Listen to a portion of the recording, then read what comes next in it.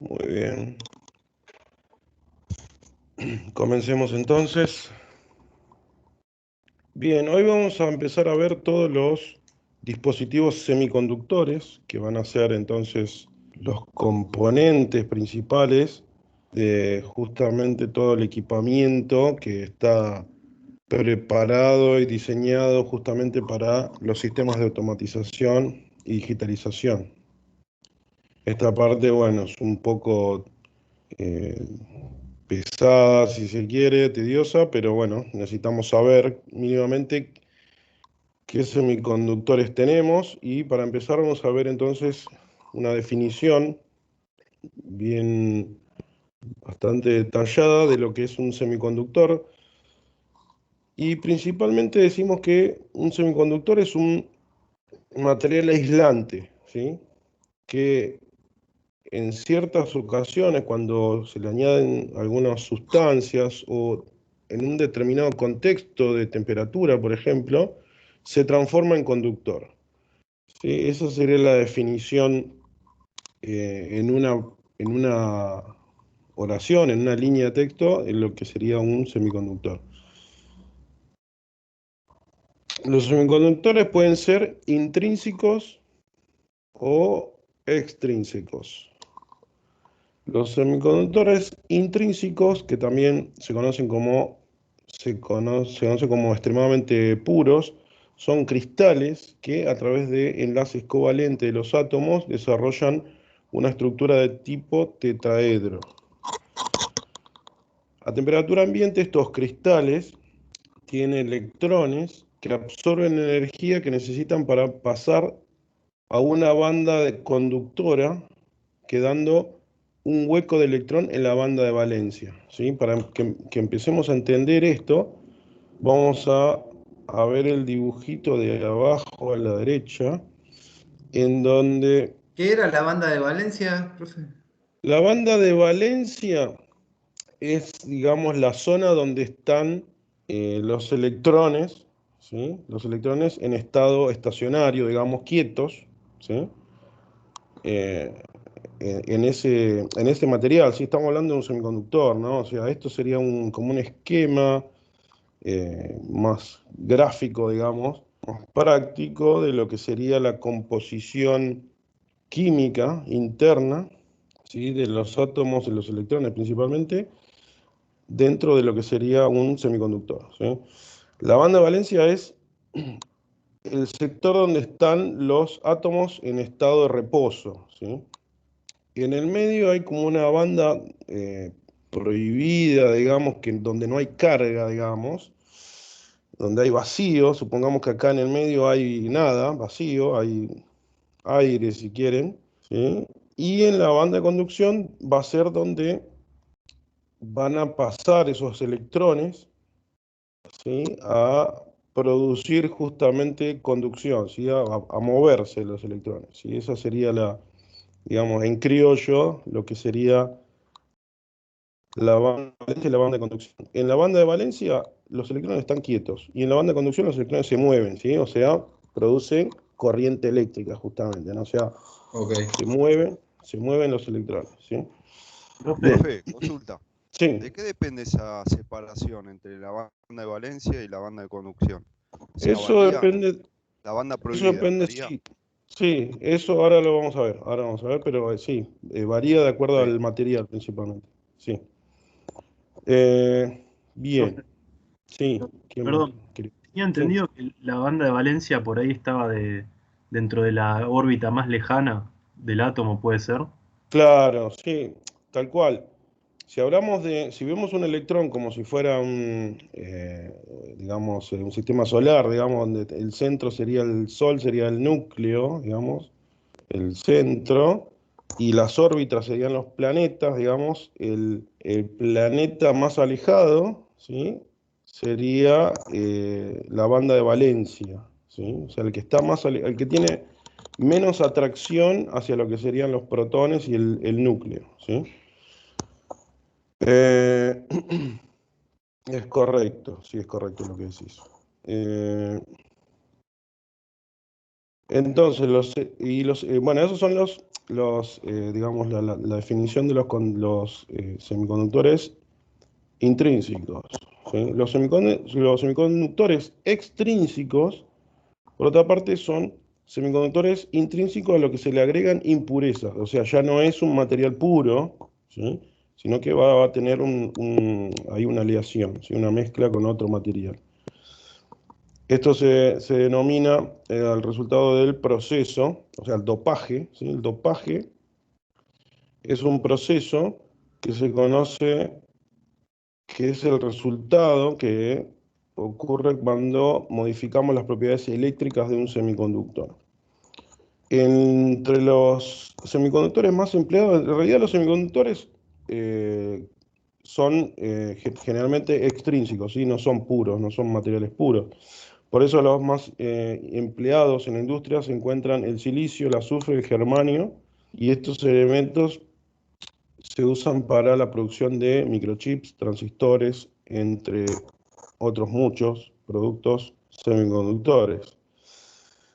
En un sólido cristalino, las interacciones entre los átomos de la red producen una distribución energética, ¿sí? Donde los niveles permitidos se acumulan en las bandas de energía, que son las bandas permitidas, ¿sí? Justamente, cuando hablamos de las bandas, acá explica un poco más en detalle lo que son las bandas, ¿sí? Es en donde entonces se produce una interacción de los átomos, ¿sí? Y se produce una distribución energética justamente donde los niveles permitidos, ¿sí? Son estos niveles de conducción y de valencia, que están separadas por un intervalo que se llama entonces banda prohibida, ¿sí? O sea, hay una definición un poco más fina, si se quiere, de lo que lo que son estas bandas. En realidad lo que están representando son una distribución energética, ¿sí? De los átomos, ¿sí? Entonces, justamente como me comentó el compañero, esa distribución energética digamos, se acumula en la zona más alejada, digamos, del núcleo, ¿sí? O sea que tienen más facilidad para conducir, o sea, tienen menos fuerza de atracción hacia lo que es el núcleo, ¿sí? Eh, Dentro de cada una de estas bandas permitidas, los niveles energéticos se encuentran tan cerca entre sí que se pueden considerar las bandas permitidas como continuas, ¿sí? Y cuando la separación entre los átomos tiende a infinito, la energía toma valores discretos y cuando es muy pequeño, los niveles se convierten en bandas de energía, ¿sí? Ahí lo que decíamos, ¿no? Cuando esa separación entre los átomos, ¿sí? Es muy pequeña, podemos hablar de niveles de energía. Se suele utilizar este modelo de bandas sencillo, como vemos en el esquema, en el cual las bandas se consideran como planas, como se ilustra en la figura entonces.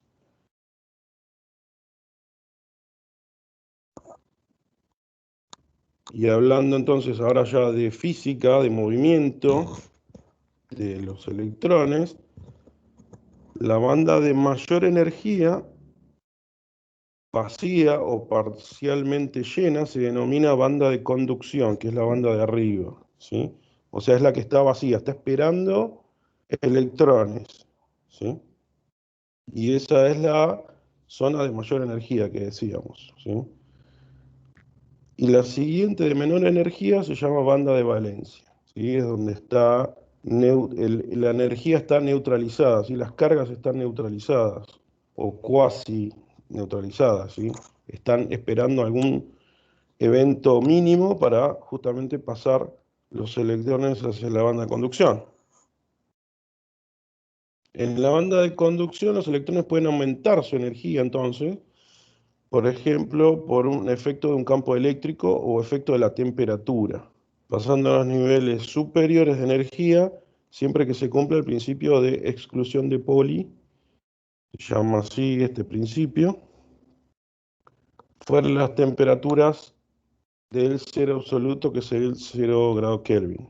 Entonces habrá un desplazamiento de carga que provocará una corriente eléctrica en determinadas condiciones. El desplazamiento de cargas en el cristal, debido a electrones libres, se debe al movimiento de estos dentro de estas bandas de energía que están parcialmente ocupadas, ¿sí? Que es la banda de conducción.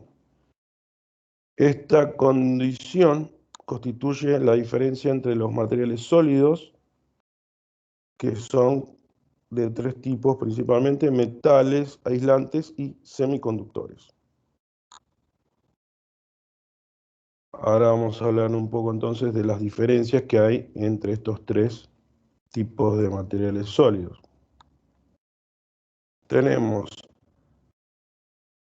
que en un aislante, que es ideal, el número de electrones es el suficiente como para llenar completamente cierto número de bandas de energía, donde la última banda llena está separada de la próxima banda vacía por una región de energía prohibida tan ancha que es necesaria una gran energía para excitar los electrones y que puedan atravesar esta región. De modo que es muy difícil la circulación de carga y el establecimiento entonces de una corriente eléctrica. Lo que hablamos, ¿sí? El que me preguntó por ahí también primero. Si está, dependiendo del material, ¿sí? No me acuerdo quién me preguntó. Sobradelo. Si, ¿qué tal? Sí, cuando hablamos de aislantes, ¿sí? Por ejemplo, no sé, un plástico, ¿sí? Esta banda prohibida se vuelve tan grande que los electrones que están en estado de reposo, digamos, no pueden pasar a la banda de conducción porque se necesitaría mucha energía. Acá cuando hablamos de bandas, recién estábamos hablando de que están representando zonas de acumulación de energía en realidad, ¿sí? Entonces, acá la energía está neutralizada, ¿sí? Y esta está esperando, digamos, tiene una energía grande, ¿sí? Y está esperando atraer los electrones que están acá en la banda de valencia, ¿sí? Entonces, si esta banda prohibida, o sea, el espacio que hay entre las dos bandas, es muy grande, estamos hablando de un aislante, ¿sí? En el caso de un metal, la gran concentración de átomos que existe en el sólido da origen a un desdoblamiento de los niveles de energía que provoca la superposición de las bandas de conducción y de valencia, ¿sí? Eso quiere decir que la banda prohibida en los metales es prácticamente nula, ¿sí? O sea, es muy fácil excitar al metal para que conduzca electrones, ¿sí? Sí, ahí lo comprendí re bien, profe. Gracias. Bárbaro, bárbaro, me alegro. Eh, los electrones siempre pueden encontrar estados sin ocupar en su movimiento a través de la red, causando fácilmente el transporte de carga y por lo tanto el establecimiento de una corriente eléctrica. Esto continuando con los metales entonces. Ahora, sí, hablando de un semiconductor, ya tenemos algunas cuestiones ya diferentes a los aislantes y a los conductores metálicos. En un semiconductor, el ancho de la región prohibida, ¿sí? Que es la EG, gap de energía, es lo suficientemente pequeño como para que exista una probabilidad apreciable a temperatura ambiente de que los electrones que ocupan el estado de energía en la parte superior de la banda de valencia, o sea, los que están dentro de esta banda de valencia, pero más al borde, digamos, ¿sí? Más por arriba, pueden efectuar entonces un salto de esta región prohibida hasta llegar a ocupar estados energéticos vacíos en el fondo de la banda de conducción. O sea, desde la punta de esta flechita hasta esta otra punta de esta flechita, ¿sí? En el dibujo. Ustedes ven el puntero, ¿no? Sí, sí. Sí, sí, lo vemos, lo vemos. Bien.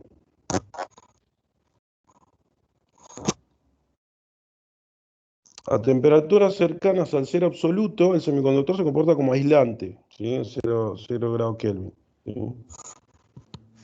La figura muestra una comparación entre los tres tipos de sólidos, ¿sí? Esto es lo que decíamos recién. Esto es un aislante, o sea, esta banda es muy ancha, la banda prohibida. El semiconductor es un intermedio y el metal es más chico, mucho más chico, ¿sí? Entonces, a temperaturas mayores que los 0 grados Kelvin, los electrones comienzan a ganar energía térmica y pueden pasar desde la banda de valencia a la banda de conducción. En la banda de valencia, cada nivel desocupado corresponde a la rotura de un enlace covalente, ¿sí? Ahí tenemos que hablar un poco de química, ¿sí? Cuando hablamos de rotura de enlace covalente. O Profe, sea que disculpe que lo interrumpa. sí. Entonces, si es aislante, la banda prohibida es grande. Si es metal, la banda prohibida es muy corta. Y si es semiconductor, la banda prohibida está condicionada solamente por la temperatura. La banda prohibida, en realidad la banda prohibida no es la que está condicionada, digamos. Lo que están condicionados son los electrones por la temperatura, ¿sí? Bueno. A temperaturas cercanas al cero absoluto, el semiconductor se comporta como aislante, ¿sí? O sea, cuando hace mucho frío, digamos, ¿sí? Hablando en criollo, Sí. ¿sí? Pero cuando estamos hablando de que estamos cerca de la temperatura ambiente, los electrones tienen un cierto estado, ¿sí? Tienen una cierta energía, para lo cual le resulta fácil, digamos, pasar de la banda de valencia a la banda de conducción, ¿ok? Ok. Eso, ténganlo así hasta ahora y vamos a ir entendiendo a medida que avancemos.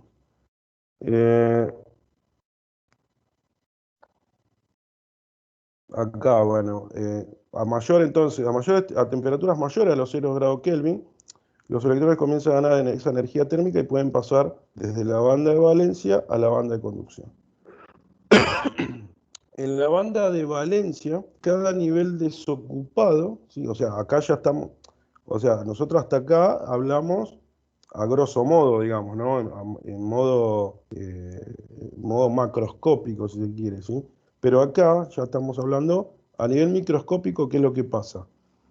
En la banda de valencia, cada nivel desocupado corresponde a la rotura de un enlace covalente, ¿sí? O sea, que un electrón que pasó a la banda, o sea que es un electrón que se pasó a la banda de conducción, que es lo que muestra por acá, ¿sí? Hablábamos recién que los electrones que tienen mayor facilidad de pasar de la banda de valencia a la banda de conducción son los que están en el borde, ¿sí? O sea, en este borde y en este borde. Entonces, hagamos de cuenta que estos puntos azules son electrones, ¿sí? Y un electrón que estaba por acá, abajo, en la zona azul, pasó justamente por aumento de energía térmica, ¿sí? Pasó a la banda de conducción. Entonces, ese electrón que pasó acá dejó un hueco, ¿sí? Hablando en criollo, dejó un hueco del lado de la banda de valencia, lo que se llama ese hueco, digamos, se llama rotura del enlace covalente, ¿sí? Cuando hablamos de un enlace covalente hablamos de una estructura de esta forma, de los átomos, ¿sí? En donde estamos hablando de los protones y los enlaces, digamos, de los electrones, el intercambio de electrones que hay, y de vuelta es, eh, es idéntico, digamos, ¿no? O sea que está en estado de reposo. Cuando esto está en estado de reposo, todos los electrones que entran es lo mismo que los electrones que salen. O sea, sería algo como la ley de Kirchhoff, si hacemos una analogía, ¿sí? Pero justamente esos electrones están queriendo moverse. Entonces, cuando hay una temperatura, algo que lo excita, digamos, al material, esos electrones quieren pasar a la banda de valencia, entonces se produce una rotura de uno de los enlaces, ¿sí? Obviamente estamos hablando de un caso puntual, obviamente algo microscópico, pero esto, bueno, se produce a escala de millones, ¿no? Este enlace roto entonces pasa a ser completado por otro electrón, ¿sí? Y se puede describir este mecanismo como si se desplazara el enlace roto en lugar del electrón. Y considera el enlace roto como una carga eléctrica móvil que se denomina hueco, ¿sí?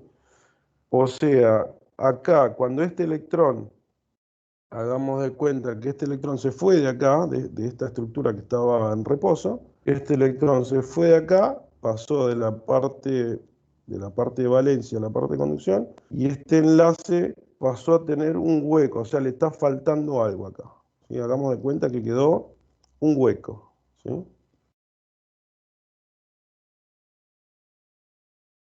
Profe, lo interrumpo. Sí. Estoy relacionando esto de las cargas con los Coulomb. ¿Tiene algo que ver? ¿O Eh, estoy confundido por ahí? Cuando habla de eh, carga, movimiento de cargas, ¿tiene algo que ver? Porque los coulones son como un montón para definir qué es sí, un ampere. ¿Tiene algo que ver? O sea, la cantidad de electrones, ¿los puedo asociar así o no tiene nada que ver? sí, a ver, claro, en realidad sí, la energía eléctrica, sí, se mide en Coulomb por unidad de tiempo, que serían los amperes. Sí, tiene una relación, lo que pasa es que vos cuando hablamos de, eh, por ahí vos estás hablando a nivel eléctrico, digamos, en materiales conductores, sí, justamente, ¿sí? Pero sí, o sea, el Coulomb es la unidad de medida de energía eléctrica, sí, sí, o sea, está relacionada, ¿sí? Ok. Profe, ¿puedo hacer una Sí, pregunta? sí, El electrón que se va, a ver si lo entiendo, el electrón que abandona ahí deja un hueco. sí, Ese hueco es llenado por un electrón y así sucesivamente los electrones van pasando entre hueco y hueco. es correcto, exactamente, exactamente, es lo que les iba a decir ahora, ¿sí? Y es lo que por acá también quiso decir. Eh, este enlace roto pasa a ser completado por este electrón, o sea, esto pasa en un microsegundo, ¿no? O sea, este electrón que está acá en la raya azul pasó a la banda de conducción, acá se produce digamos, está roto, digamos, el enlace, ¿sí? Queda un hueco, pero ese hueco rápidamente trata de ser ocupado por otro electrón y así sucesivamente pasar nuevamente a la banda de conducción, ¿sí? Es correcto. Cuando el semiconductor entonces se encuentra en estado puro, es un semiconductor intrínseco, y en un semiconductor intrínseco la concentración de electrones N es igual a la concentración de huecos, ¿sí?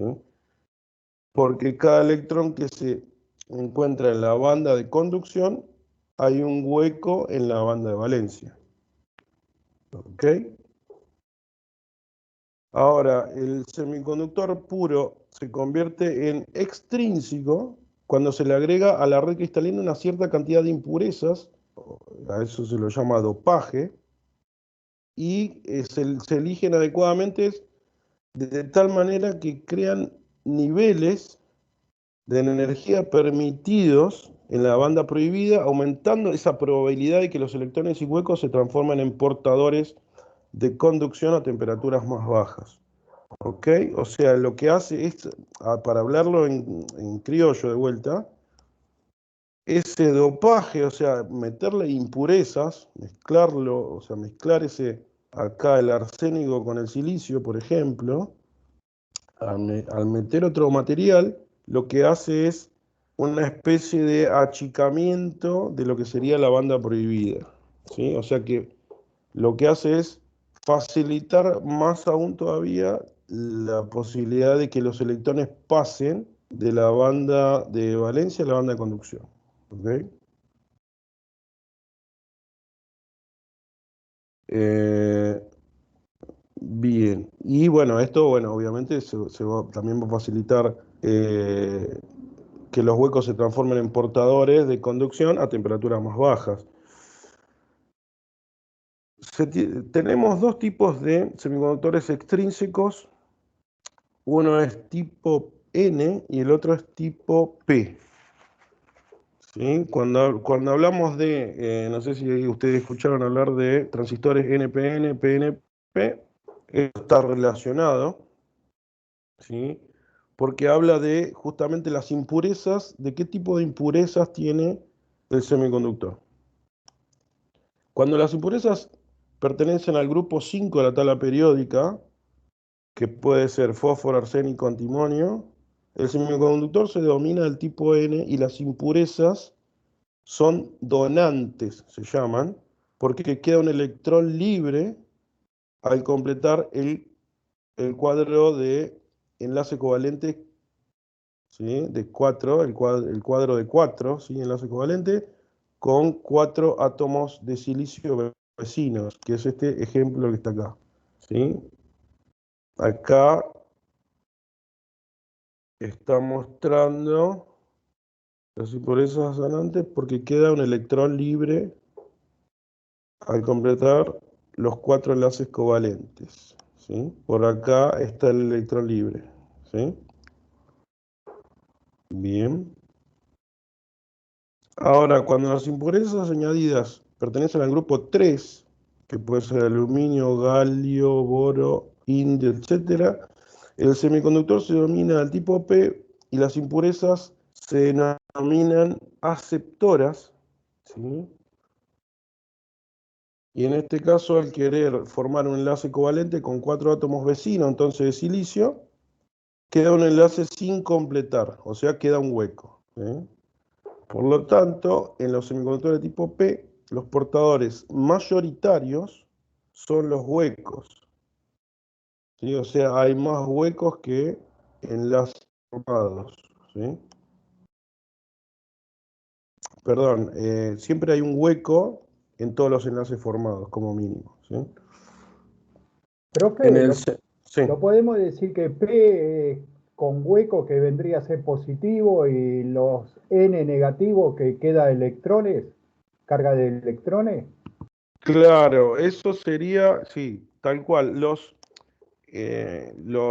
P, digamos, o los huecos, se los llama, claro, se los llama carga positiva. O sea, en realidad no es una carga positiva, o sea, microscópicamente no es una carga positiva, pero sí, en la jerga se lo conoce como carga positiva. Pero en realidad ahí lo que se mueven son los electrones, las cargas positivas no se mueven, ¿sí? Entonces, cuando quedan más huecos en el enlace, queda algún hueco en el enlace, ¿sí? Se llama que es de tipo P porque hay, digamos, una carga positiva, ¿sí? Si se quiere, digamos, una carga positiva o un hueco dando vueltas sin formar un enlace, sin que esté formando parte del enlace, ¿sí? Sin completar se llama, ¿sí? Sin completar el enlace. Y ahí entonces se llaman de tipo P porque los portadores mayoritarios son los huecos, ¿sí? O si querés llamarlos carga positiva, pero en realidad se los llama huecos. Se los llama huecos, ¿sí? A nivel correcto, digamos. Pero cuando hablamos cuando hablamos en la jerga, digamos, nosotros cuando hablamos de qué tipo de conexión vamos a hacer, de una señal transistorizada, hablamos PNP o NPN cuando hablamos positivo o negativo, ¿sí? Pero en realidad estamos hablando de átomos, de electrones y huecos, ¿sí? En el semiconductor de tipo N, en este caso, ¿no? Cuando una vez que se hace un dopaje, en la banda prohibida aparece un nivel de energía permitido que está más cercano a la banda de conducción, que facilita el salto de los electrones hacia la banda de conducción, ¿sí? O sea, esta línea punteada, ¿sí? Es un nivel de energía que se llama nivel de energía permitido, E sub D, y esa banda de energía está más cerca de la banda de conducción. ¿Sí? Esto facilita el salto de los electrones hacia la banda de conducción.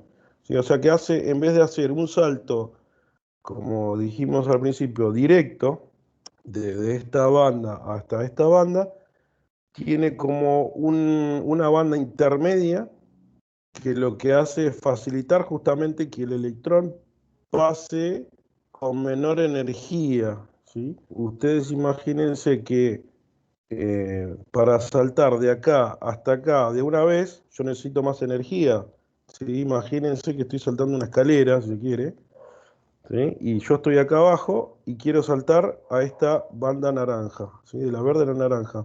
Voy a necesitar más energía de una sola vez que si tuviera un escalón en el medio, ¿sí? Y después paso hasta arriba de todo, ¿sí?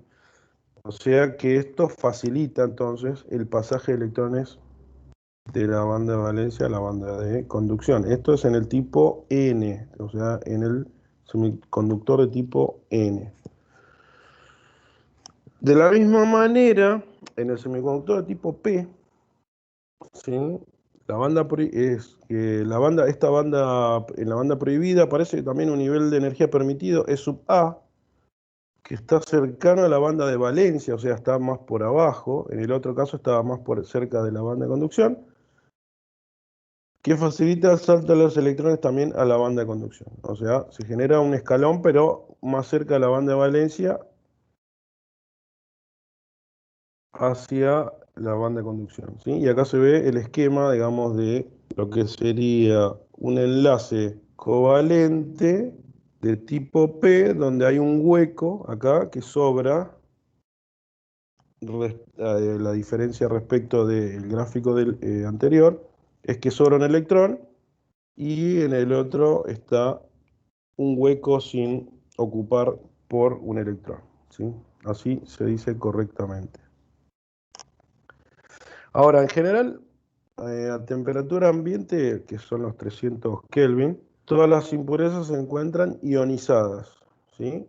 O sea, están en estado de reposo, ¿sí? En un semiconductor hay dos procesos por los cuales los electrones se mueven, ¿sí? Y los huecos, ¿sí? Los electrones y los huecos, en realidad lo que se mueven son los electrones, ¿sí? Pero bueno, pareciera, microscópicamente, pareciera que cuando tenemos un semiconductor de tipo P, pareciera que lo que se mueven son los huecos, pero no, en realidad el hueco es el que está fijo y lo que se mueven son los electrones. Pero bueno, tenemos dos procesos entonces por los que se mueven los electrones y huecos, que se llaman arrastre o deriva y difusión.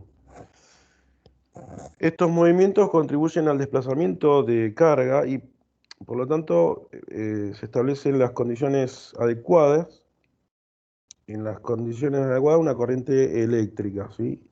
El mecanismo de arrastre de portadores se produce por presencia de un campo eléctrico y la difusión por la variación de la concentración de portadores o gradiente de concentración, ¿sí?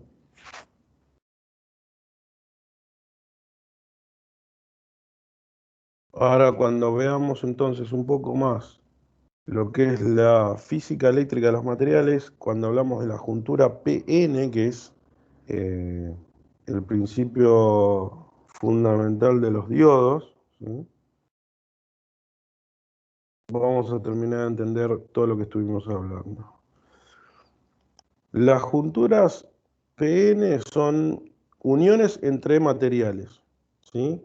Estas pueden ser entre semiconductores de diferentes características, ¿sí? Entre semiconductores y metales o entre semiconductores, metales y aislantes, ¿sí? Ahí hay una juntura, esa juntura es justamente la unión, ¿sí? Entre comillas, de dos materiales con diferentes características, ¿ok? ¿Sí? Cuando hablamos de los diodos, obviamente hablamos de semiconductores, pero también pueden ser semiconductores, metales y aislantes, ¿sí? Mezclados.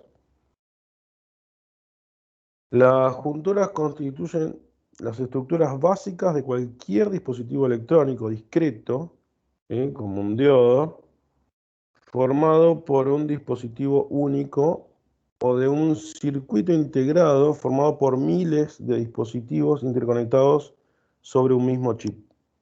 ¿Sí? O sea que la juntura PN es la base de todos los semiconductores, o sea, de todo lo que vamos a ver en esta primera parte de la materia. Profesor, le hago una consulta. Sí, Entiendo que la juntura es la unión. Y acá estoy viendo en el apunte que dice unión metalúrgica en el gráfico. sí. ¿Siempre es metal la unión? No, ahora vamos a ver.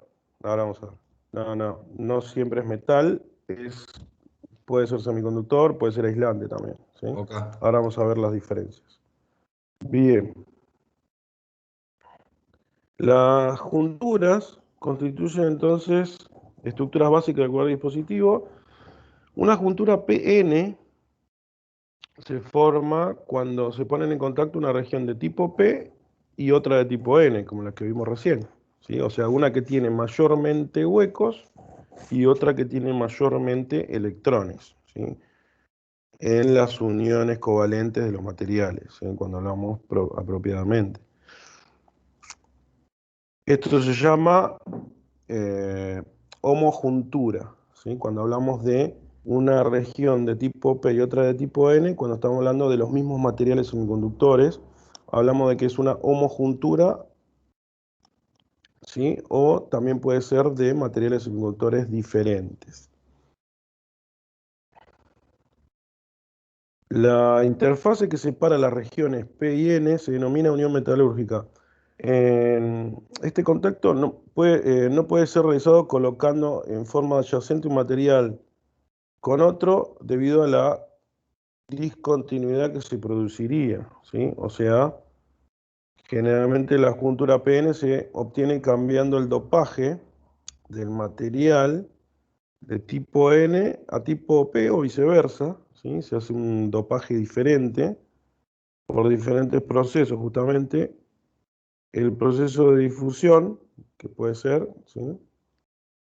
Como mencionábamos recién en la hoja anterior, el proceso de difusión puede ser justamente uno de estos procesos que durante el crecimiento de la muestra cristalina eh, ejerce entonces ese trabajo de convertir un material de tipo a tipo N, de tipo N a tipo P o viceversa.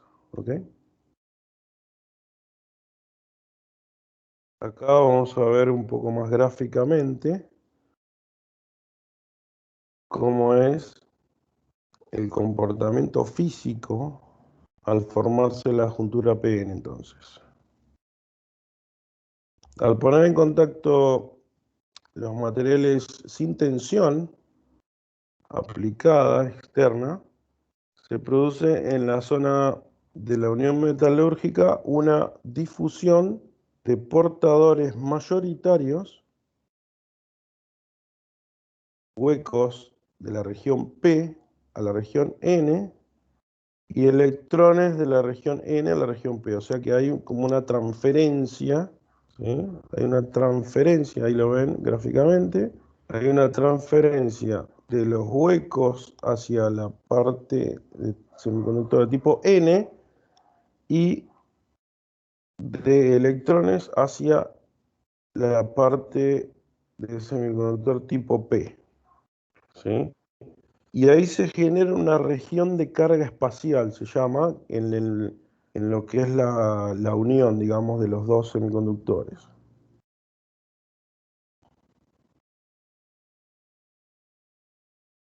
Y ahí tenemos, ahí es donde se produce la ionización, ¿sí? O sea, se polariza, digamos, entre comillas, se polariza lo que es la parte de la juntura, ¿sí? La unión metalúrgica esta que hablábamos. Queda de un lado con mayor carga positiva y del lado positivo queda con mayor carga de electrones, ¿sí? De protones en realidad y electrones, ¿sí?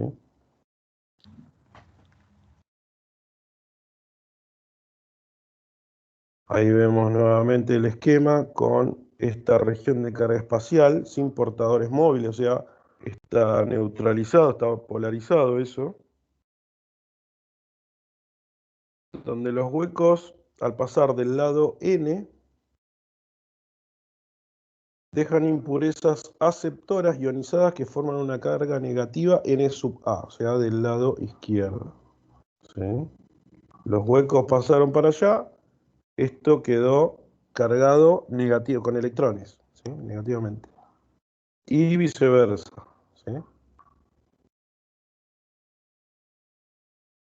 Entonces se forma una región sin portadores móviles, denominada región de carga espacial o de vaciamiento.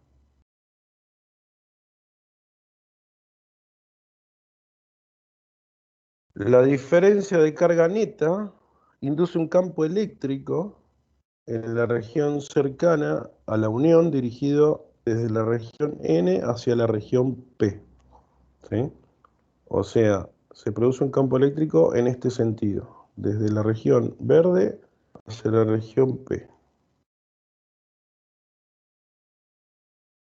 Y por ende, ¿sí? Como sabemos de la parte eléctrica convencional, digamos, cuando tenemos un campo eléctrico hacia un lado, en sentido opuesto se genera una diferencia potencial, o sea, una tensión, denominada potencial de barrera de contacto B sub B.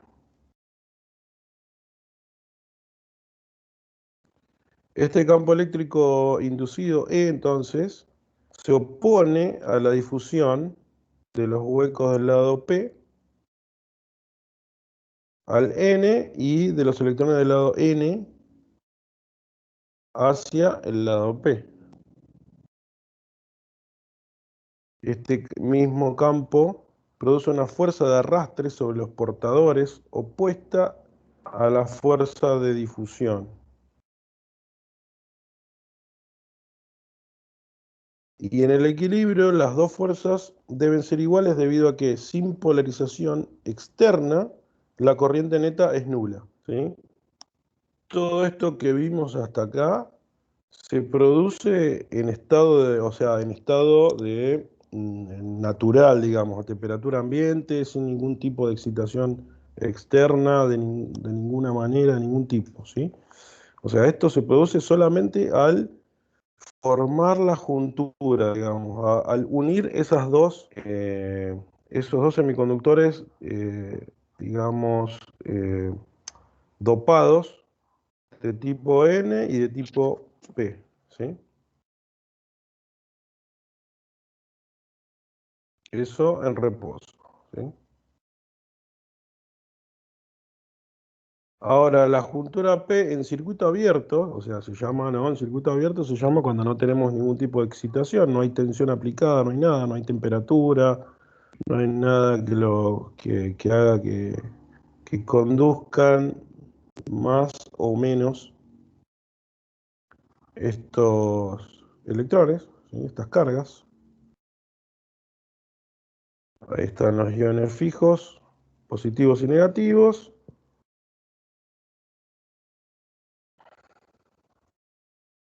Ahí tenemos el campo eléctrico. Sí, esto es lo mismo que estábamos viendo recién.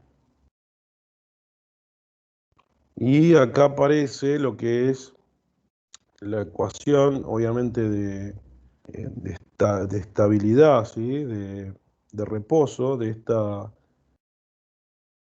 este campo, digamos, eléctrico que se generó, donde la fuerza de arrastre más la fuerza de difusión es igual a cero. O sea,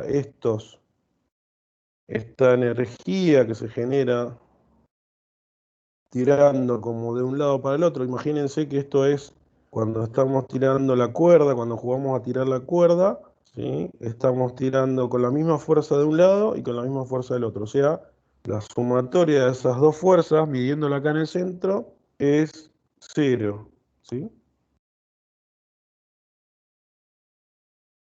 Profe, una consulta, ¿puede ser?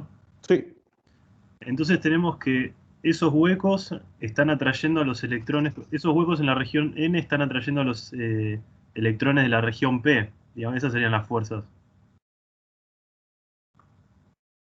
claro.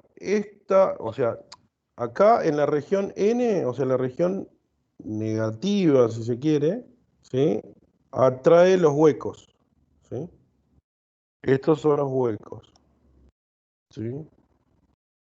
Y en la región P atrae los electrones de la región N, porque en principio dijimos, la región P tiene mayoritariamente huecos, ¿sí?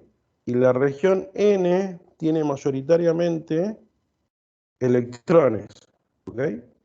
Cuando yo junto esos dos materiales, lo que pasa acá en esta zona central, digamos, es que estos electrones que están más cerca del centro pasan a la región N y los electrones pasan a la región P, ¿sí? ¿Se entiende? ¿Sí? Sí. ¿Eso es lo que decías? ¿O? No, mi duda era con el abajo, que dice arrastre de electrones minoritarios y arrastre de huecos minoritarios. Claro, sí, acá hay una fuerza, digamos, hay una fuerza que está generada acá, pero que está neutralizada, digamos, ¿sí? Digo, cuando no hay ningún tipo de fuente externa, digamos, ninguna excitación externa, ¿sí? Acá hay iones fijos, ¿sí? Positivos, ¿sí? Y que tienden a arrastrar los electrones para acá, digamos, ¿sí? O sea, estos tienden a llevar estos electrones para allá y estos electrones tienden a tirar estos huecos para allá, digamos. Por eso es que esto, como decimos, esto está en equilibrio. O sea, acá esto queda polarizado, queda ionizado, ¿sí? Y no hay, digamos, ningún tipo de movimiento, pero están ahí, digamos, están al acecho, están esperando que pase algo, justamente arrastrar estos electrones para el lado N, ¿sí? Y están esperando arrastrar los huecos para el lado P, ¿sí? Eso hasta ahí, digamos, en reposo, no hay nada, esto queda así, digamos, hasta el momento queda así, en circuito abierto, eso está en reposo a temperatura ambiente, no pasa nada. Profe, ¿Sí? disculpe que lo interrumpa. Sí. Entiendo que eso está en reposo por la paridad, si veo esto como cargas, de cargas negativas y cargas positivas. Sí. ¿Puede ser? ¿Cómo otra vez? A ver. Que yo entiendo que esto está en reposo, si yo lo veo como si fuesen cargas, Sí. por la paridad, porque tiene la misma cantidad de carga positiva que carga negativa.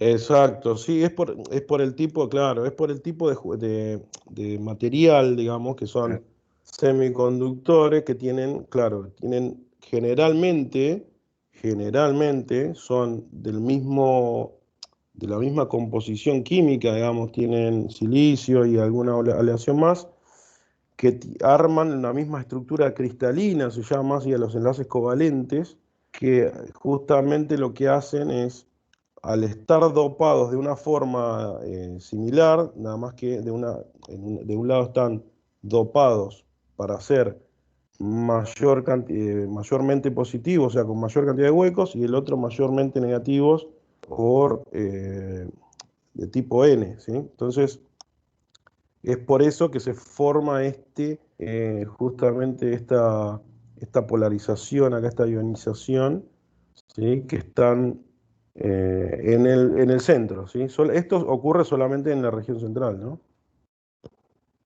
¿Sí? Pero bueno, justamente lo que pasa en el resto del material, digamos, es que están tendiendo a difundir, dependiendo entonces de lo que pase después, ¿sí? Vamos a ver ahora qué es lo que pasa después, ¿no? Pero están esperando que pase algo para difundir eh, los electrones para un lado y los huecos para el otro. Pero eso justamente va a cambiar de acuerdo a cómo vamos a polarizar justamente nuestra juntura, ¿sí?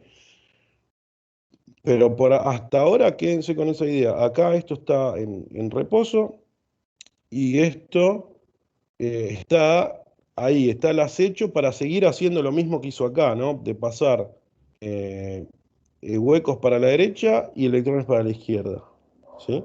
Está al acecho, o sea, está esperando que pase algo más para conducir para un lado o conducir para el otro, ¿sí? Esa es sería a grosso modo lo que estaba pasando, ¿sí? Hasta ahora la sumatoria de esto, de los esfuerzos de arrastre, de difusión, ¿sí? De difusión y de arrastre, están en equilibrio, están en cero. La sumatoria da cero, o sea, no hay movimiento más que esta polarización que se hizo en el centro. ¿Ok?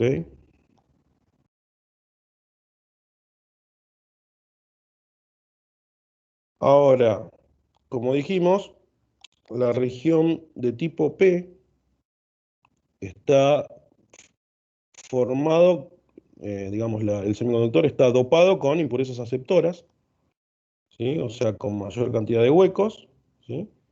Y la región de tipo N está dopado con electrones, o sea, está dopado de tal forma que tiene mayor cantidad de electrones y esas impurezas se llaman donadoras, ¿sí?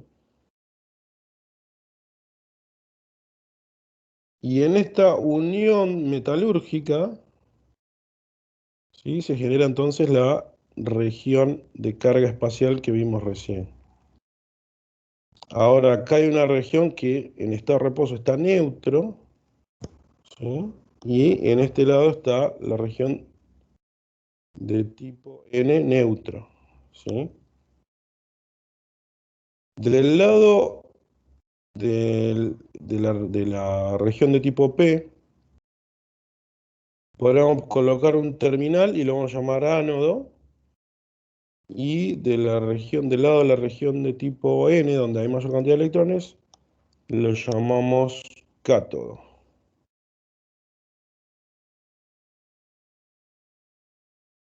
Entonces, al hacer eso, al colocar dos terminales, un terminal de cada lado, estos dos terminales, ánodo y cátodo, ánodo en la región P, cátodo en la región N, esto se denomina diodo de unión PN, ¿sí? Esto ya es un diodo, ¿sí? Eso, o sea, todo lo que explicamos hasta ahora es para ver cómo se forma el diodo nada más, ¿sí? Y el símbolo es este triangulito con la barra, con la línea. Profe, ahí dice Sí. que se denomina diodo PN. Sí. ¿Hay diodos que no sean PN? No, no, que yo conozca no, digamos, son todos diodos semiconductores de unión PN, puede ser NP, ¿sí? Pero digamos en este caso no altera el orden de los factores, porque tenemos dos, Claro, no es como en digamos, el transistor. en el transistor, al tener o sea, tenemos tres semiconductores, digamos, dopados, vamos a tener, ahora ya vamos a llegar, ahí sí vamos a tener combinaciones. Pero acá la combinación, o sea, no cambia, digamos, ¿sí? Claro. Invertir el orden no cambia el dispositivo. Bien. Ahora, como dijimos, hasta ahora estamos hablando de todo eso que se producía, digamos, la polarización en la zona de la unión, en la juntura PN. Estamos hablando del reposo, sin ningún tipo de tensión. Ahora, ¿qué sucede al aplicar una tensión entre los terminales de la juntura? Ahí es donde empiezan a ocurrir cosas, ¿sí? Ya que si la polaridad de la tensión aplicada hace que la región P, que es la más positiva, hace más positiva todavía que la región N, a la juntura PN se llama polarización en directa, ¿sí? O sea, si yo la región P la conecto a la terminal positiva de mi fuente, digamos, ¿sí? De mi batería, Y en la región N, en la región negativa, eso se llama polarización en directa. Y la juntura va a producir corriente, ¿sí? El valor de la intensidad máxima quedará limitada por el circuito y los límites físicos constructivos de la juntura, ¿sí? Y ahí, bueno, cuando hablamos de la corriente máxima que puede circular, ahí ya estamos hablando de distintos tipos de diodos, ¿sí? Por justamente los límites de los materiales, ¿no? La construcción. Ahora, si la polaridad de la tensión aplicada hace que la región P hacen a la región P más negativa, ¿sí?, que a la región N, la polarización se llama inversa. O sea que la juntura no conduce corriente, ¿sí? El valor de la intensidad es del orden de los 10 nanoamperes o menor, que es 10 a la menos 9, ¿no? Nano, cuando hablamos de nano es con 9 ceros adelante, ¿sí? 0,00010, ¿sí? 0, 9 veces 0, ¿no?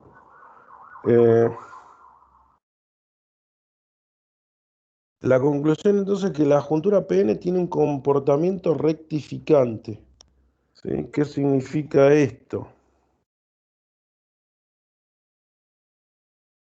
Acá tenemos una curva de lo que es la corriente y la tensión y la corriente en una juntura PN,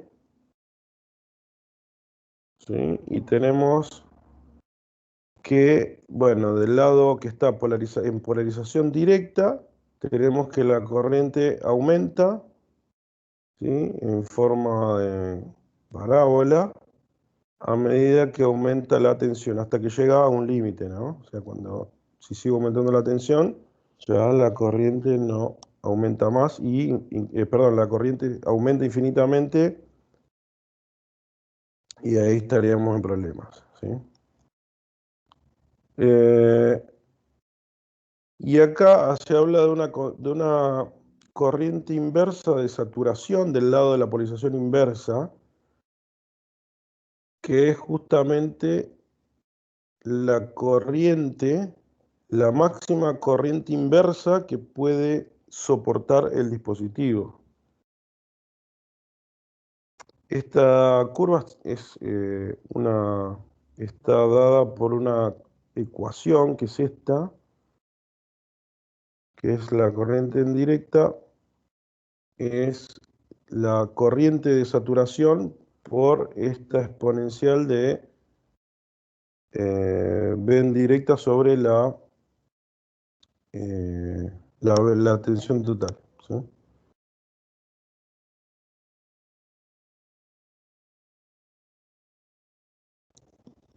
Estructura básica entonces de un diodo de unión PN. Tenemos el ánodo, el cátodo, la región neutra de tipo P, la región de carga central y la región neutra del tipo N. Si se colocan los terminales de ánodo entonces a la región P, perdón, los de ánodo, que es la región P, y la de cátodo, que es la región N, se forma un dispositivo electrónico que se llama diodo, ¿sí? Y la corriente fluye en este sentido, ¿sí? Hagan de cuenta que este triangulito es una flechita que apunta hacia esta barrita y es el sentido que indica el fluir de la corriente, ¿sí?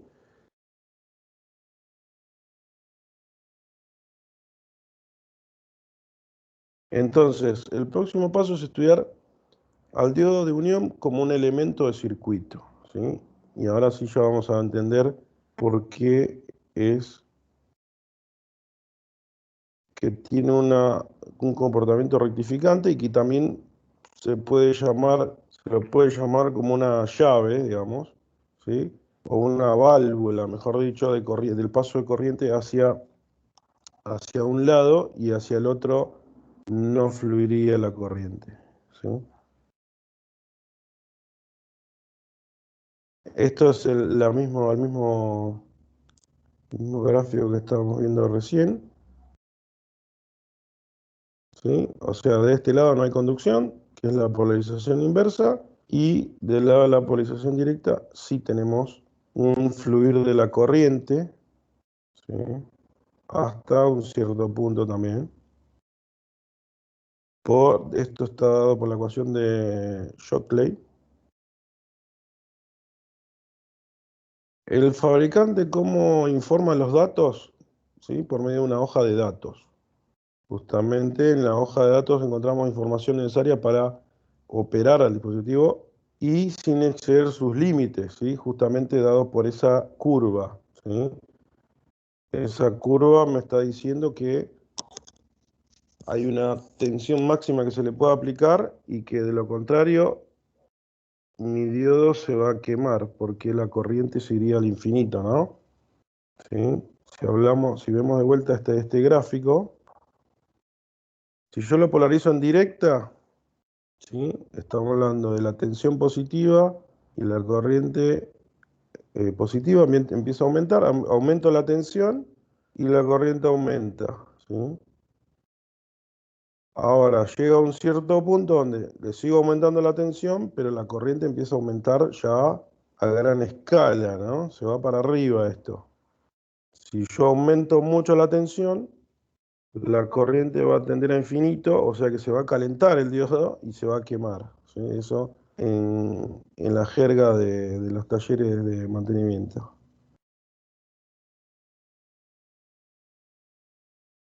Entonces, en la hoja de datos encontramos información para justamente operar el dispositivo sin exceder los límites. ¿Sí? También tenemos información de los tipos de encapsulamiento, de los pines, los terminales, algunas pruebas, aplicaciones y ejemplos. Y esto sería una hoja de datos de un diodo X, ¿sí? Que está acá, ¿sí? Generalmente tienen un código. Y por acá están justamente las tensiones de saturación y de operación.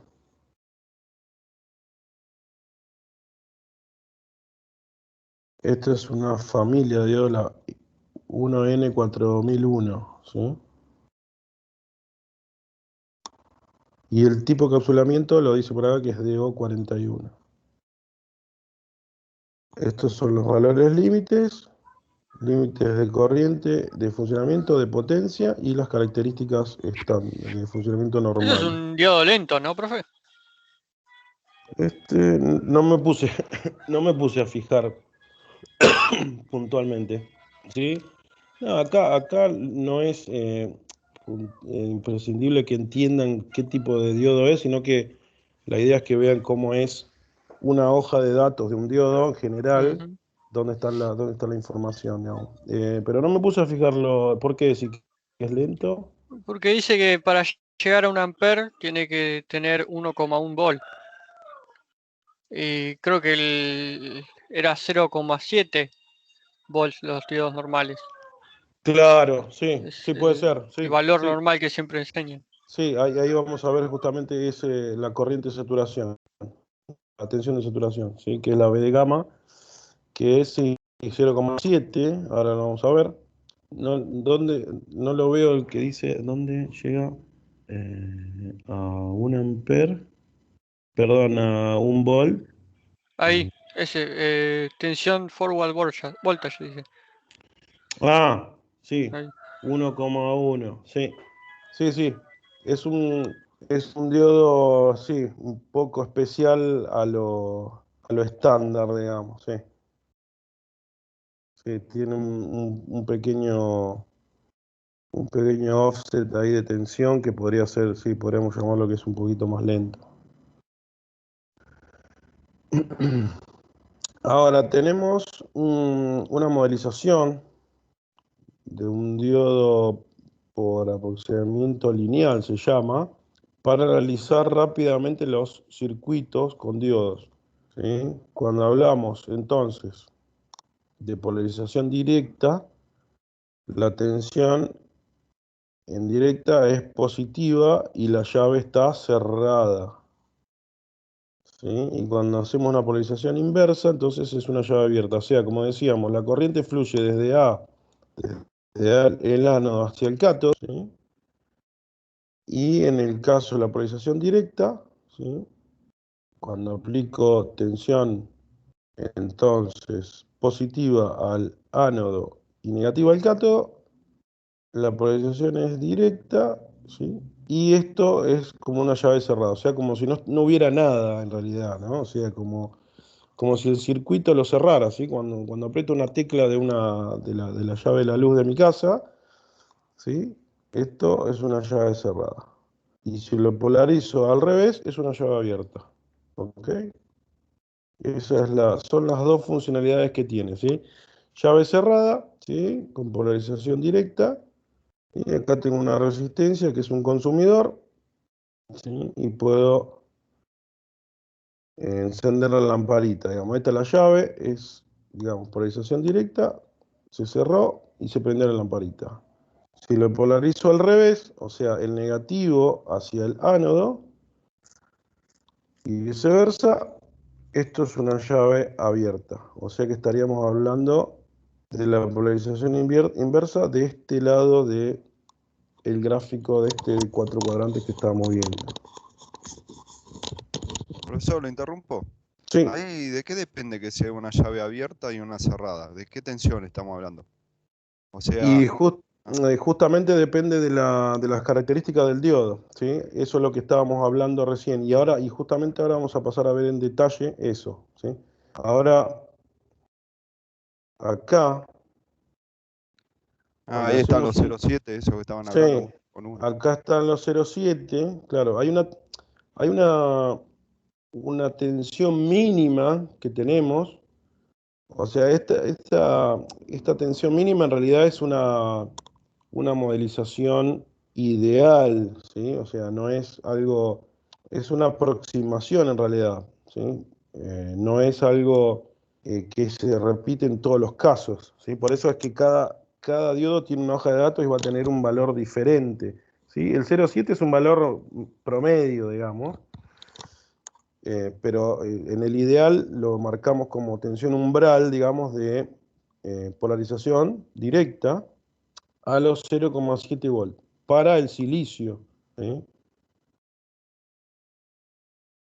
Y ahí es donde, entonces, podemos decir que la polarización es directa cuando esta tensión es mayor a la B sub gamma que es 0,7, ¿sí? Y la inversa es menor, es mayor o igual acá y menor cuando es polarización inversa, ¿sí? Esto es una idealización y una generalización, digamos, de un caso de un diodo ideal.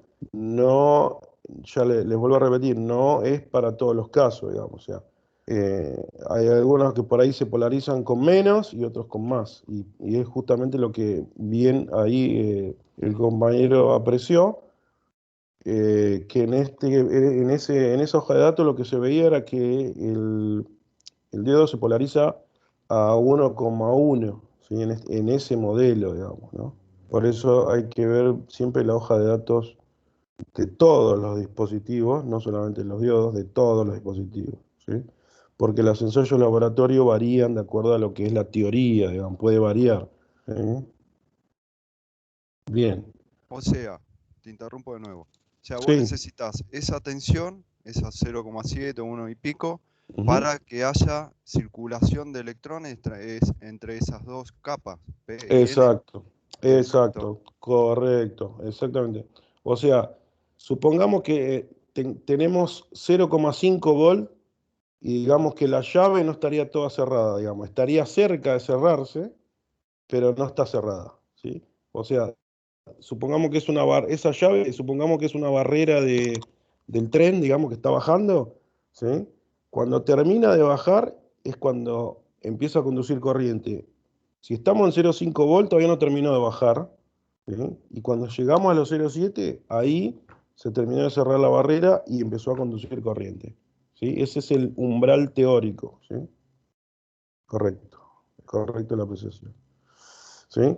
Ahora, como decíamos, todo esto es una modelización lineal aproximada, o sea, no es real o exacto lo que ocurre en la realidad, ¿sí? O sea, esto es solamente para estudiarlo, entenderlo un poco más sencillo, digamos, porque esto tiene, digamos, todo lo que es, bueno, un semiconductor es un dispositivo que tiene componentes naturales de la tabla periódica, digamos, que no es algo exacto, digamos. Hasta ahora se siguen descubriendo características físicas de los materiales, así que no es algo, un comportamiento exacto, ideal, ni perfecto, digamos, ¿no? Es una aproximación, ¿sí? Y acá también lo que se habla es de que hay un desfasaje entre lo que es la corriente y la tensión, o sea, acá también podemos hablar de fasores, ¿sí? En donde un diodo también se puede representar como una resistencia más una fuente, ¿sí? Eh, Así es que se puede ir, para que se den una idea, se puede ir complicando bastante más todavía. Así es que quedémonos con estas, digamos, modelización ideal, que es lo más sencillo para entender y que, bueno, en resumen es lo más importante que me interesa que aprendan, ¿sí? Entonces, otra vez, el análisis para el diodo ideal, llave cerrada, polarización directa, la corriente es mayor que cero, llave abierta, polarización inversa, la corriente es igual a cero. Ahora, justamente el problema es determinar para qué valores de tensión el diodo está en polarización directa o en polarización inversa. ¿Sí? Es es una buena pregunta lo que me hicieron, porque es una pregunta que se lo hacen los fabricantes todo el tiempo, digamos. ¿En qué punto es que empieza a conducir y en qué momento deja de conducir? ¿Sí?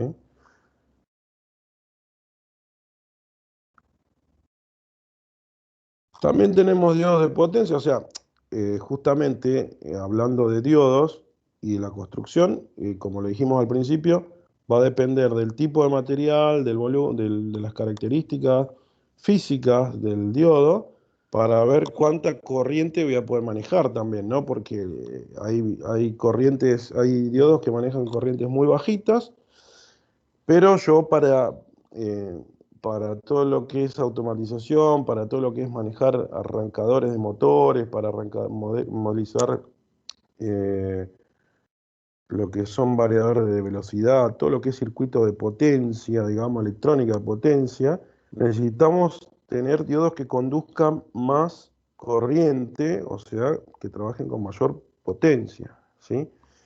Y para eso tenemos los diodos de potencia. A diferencia de los diodos de baja potencia, estos son capaces de soportar justamente una alta intensidad con una pequeña caída de tensión en el estado de conducción, ¿sí? Y también en el sentido inverso. O sea que deben ser capaces de soportar una fuerte tensión negativa también, porque obviamente puede ser que me equivoque, digamos, que en algún momento, en algún punto, alguien conecte al revés la fuente y se me queme el dispositivo. Entonces tiene que ser un diodo que soporte la polarización directa e inversa a esa misma corriente grande que voy a manejar, ¿no? Bien,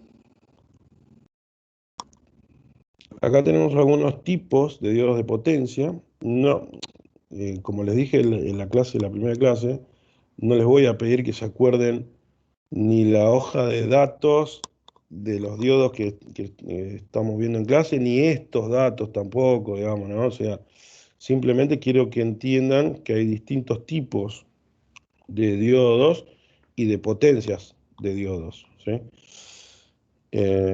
Entonces, acá tenemos una característica, un ejemplo, ¿no? De un diodo rectificador para baja frecuencia que maneja entre 1 ampere y 6000 amperes, eso es bastante, una tensión de pico de entre 400 y 3600 volts, ¿sí? Y un tiempo digamos, de cambio de estado, ¿sí? De polarización, digamos, de 10 microsegundos. O sea, para que se den una idea, la velocidad a la que puede trabajar un semiconductor, ¿sí? Microsegundos estamos hablando, ¿sí? Aplicaciones, bueno, en estos casos para rectificadores de red.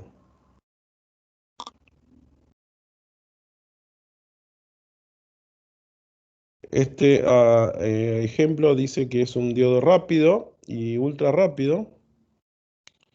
Puedo manejar hasta 200 amperes. Un tiempo de establecimiento de 0,1 microsegundos, o sea, más rápido que el anterior todavía. Mucho más rápido, diría. Hasta 10 veces. Y esto me sirve para aplicaciones de fuentes UPS, por ejemplo, para inversores, para conmutación de alta frecuencia, accionamiento de motor de corriente alterna, por ejemplo.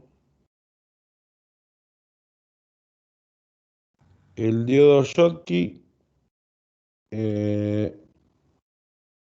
por ejemplo, trabaja hasta 120 amperes, una tensión de 150 volts. Acá tenemos la tensión de umbral de 0,7 justamente. Y el tiempo de establecimiento de cambio de estado de 5 nanosegundos, o sea que es mucho más rápido que el anterior todavía.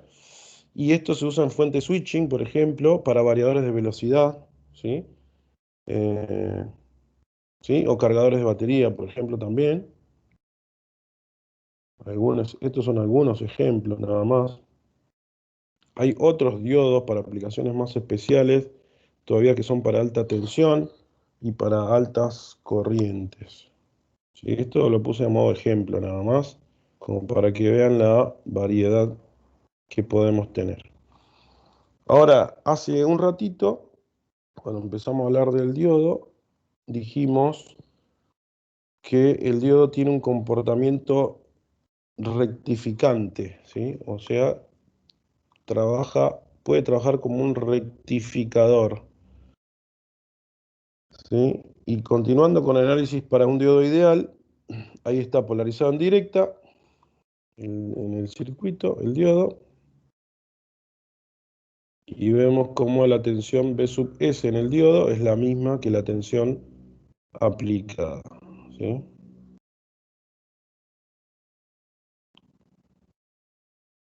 Eso en el primer cuadrante, ¿no? Acá estamos hablando ya de una fuente alterna, ¿sí? Hasta ahora lo que hicimos, los análisis que hicimos fueron con fuentes de corriente continua, ¿sí? Polarización directa era poner el polo positivo de la fuente al ánodo y el polo negativo al cátodo, pero ahora esta fuente es alternada, o sea que no es ya continua. Entonces, la alimentación B sub S tiene esta forma, ¿sí? Tiene una forma de sinusoide, ¿sí? Ahora, cuando esto está polarizado en directa, la salida del diodo, o sea, lo que va a ver en realidad la resistencia, va a ser esto, ¿sí? En el primer semiciclo, ¿sí? De 0 a pi, en el primer semiciclo va a copiar la misma forma de onda de la entrada, ¿sí? Ahora, como dijimos que si esto está polarizado en inversa es una llave abierta, ¿sí? O sea, en el segundo semiciclo, o sea, desde pi hasta 2pi, la resistencia no ve ninguna alimentación porque esto es una llave abierta, ¿sí? Y por eso acá tenemos una línea paralela al eje cero, o sea, no tenemos salida, no hay tensión, ¿sí? La línea roja me muestra que no hay alimentación en la resistencia R1, ¿sí?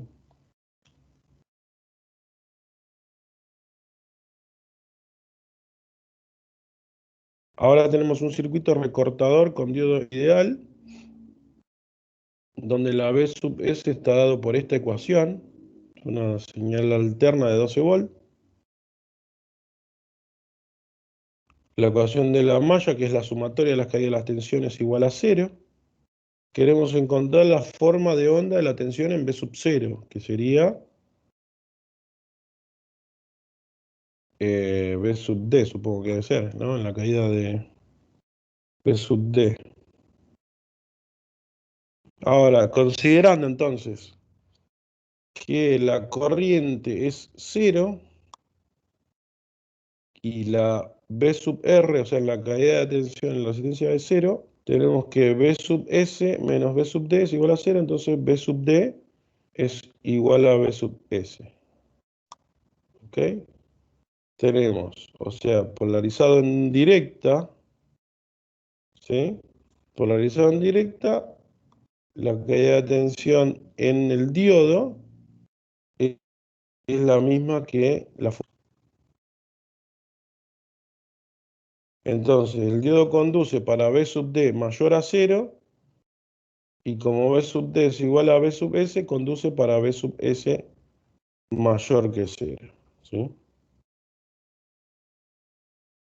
O sea, sería un circuito abierto ahí, ¿no? Quedaría el D1 como abierto. Para que sea el mismo potencial de fuente BS igual a BD. Esto queda como una llave cerrada, ¿sí? O sea, cuando esta B sub S es positiva, digamos, cuando está... Supongamos que esto es una fuente de corriente continua, ¿sí? Si yo conecto, lo polarizo en directa, ¿sí? La tensión acá, la tensión en el diodo, la caída de tensión en el diodo es igual a... perdón, es cuando está en inversa, ¿sí? Cuando está polarizado en inversa, la llave está abierta, sí, correcto. La llave está abierta y la caída de tensión acá es igual a la fuente, sí. Ahora sí entendí lo que es la pregunta que me hacías. Ok. Es correcto. Para el ejemplo ese, PS menos BD igual a 0. O sea, si no hay corriente, está abierta la llave. Sería D1, estaría abierto, ¿no? Exacto, Y ahí es exacto, igual a la de la fuente. A la exacto. tensión de fuente. Cuando está cerrada la llave, acá no hay caída de tensión, ¿sí? Cuando está cerrada la llave, acá esto como si tuviera un cable nada más, no tuviera nada acá. Ahora, cuando Sí, está sí. abierto, hay un potencial, sí, es correcto, acá está, al igual que la fuente, sí. Bien. Y entonces el diodo no conduce para B sub D menor a 0, y entonces como B sub D es igual a B sub S, no conduce para B sub S igual a 0. Menor a 0, perdón. Correcto. Esto siempre para hablar de una fuente alterna, ¿no? Ahora, si el diodo conduce y es ideal, su modelo equivalente es una llave cerrada, es lo que decía yo recién, ¿no? Cuando la llave está cerrada, o sea, cuando la fuente está polarizando en directa, es una llave cerrada, entonces la caída de tensión acá es 0, porque esto es una llave cerrada, es como un cable, no hay caída de tensión, hay corriente total, digamos, del circuito, ¿sí? Esto es para el semiciclo positivo de B sub S, ¿sí? Ahora para el semiciclo negativo, ¿sí? Ahora en el semiciclo positivo de B sub S, la salida es 0, y en el segundo semiciclo, cuando el diodo no conduce es ideal, su modo equivalente a una llave abierta, entonces la corriente es nula y la B sub 0 es igual a B sub S, ¿sí? Y esta es la caída de tensión sobre el diodo, ¿sí?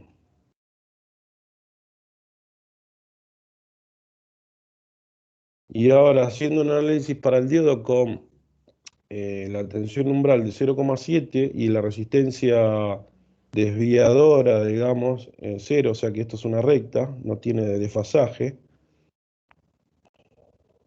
podemos analizar que si el diodo está cortado,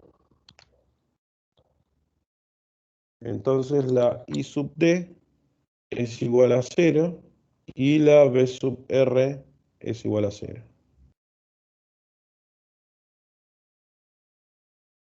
Entonces B sub S menos B sub D es igual a 0, entonces la tensión B sub D es igual a B sub S. ¿Sí? Lo que decíamos recién, cuando la llave está abierta, La caída de tensión en la fuente es igual a la caída de tensión en el diodo. Ahora, el diodo conduce para una V sub D, pero mayor o igual que la V de umbral, ¿sí? Y como V sub D es igual a V sub S, conduce para V sub S mayor a 0,7 volt, ¿sí? Esto es lo que determina entonces el umbral, la tensión donde empieza a conducir el diodo, ¿sí? Lo que veníamos hablando. Y el diodo entonces no conduce para V sub D menor a 0,7. Y como V sub D es igual a V sub S, no conduce para V sub S menor a 0,7. O sea, en 0,5, lo que decíamos hoy, en 0,5, en 0,2, el diodo ya no conduce, ¿sí?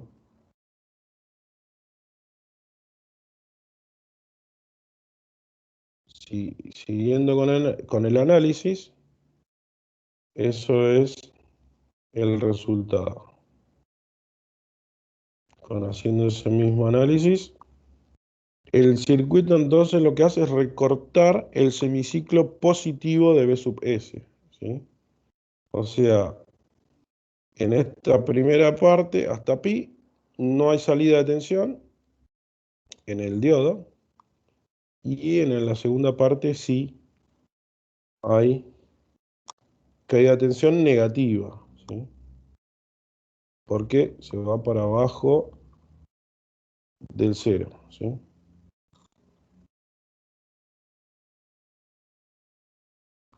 Si el diodo conduce, entonces su modelo equivalente a una fuente, es una fuente de valor 0,7 volt, ¿sí? Es lo que decíamos, ¿no?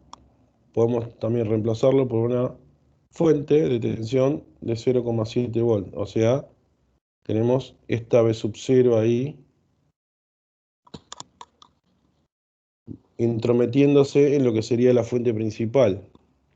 Ahora, si el diodo no conduce, su modelo equivalente es una llave abierta. La corriente es nula, entonces V sub 0 es igual a V sub S. Y el resultado es este. ¿Sí? O sea que copia lo que es la fuente en el diodo. Disculpe, Sí, en el sí, gráfico de arriba hay dos fuentes. Una, claro, una continua. claro, claro. Acá lo que lo que estamos estudiando acá es justamente esa tensión umbral de donde empieza a conducir, que es donde empieza a conducir el diodo, ¿sí? Y esa tensión umbral decimos que es 0,7, ¿sí? En el ideal, ¿sí? Entonces, como en realidad empieza a conducir en una tensión de 0,7 volt, lo podemos reemplazar al diodo por una fuente de ese valor, que es 0,7, ¿sí? Ok, Entonces, ahora sí, entendí, listo, no expliqué más que ya está. bueno, Gracias. perfecto. No, sí, pregunten, chicos, no tengan miedo. Que para eso estamos. Bien, son 7:30 pasadita. Ya vemos, analizamos de vuelta un poquito este gráfico y hacemos un descanso. Entonces, acá lo que tenemos va a ser una caída de tensión en el diodo, que es esa fuente que estábamos viendo recién en el circuito anterior, ¿sí? Vamos a tener una caída de tensión que la vamos a tener que sumar a lo que es la tensión de entrada, ¿sí? O sea que me va a quedar un poquito recortada por acá, porque la tengo que restar en realidad. ¿Sí? Me va a quedar un poquito recortada la tensión a lo que sería la tensión de salida, ¿sí? A la de entrada, ¿sí? Bien, hagamos un descanso y arrancamos con el circuito rectificador de media onda, ¿sí? ¿Alguna consulta más, chicos? No, profe. No, gracias.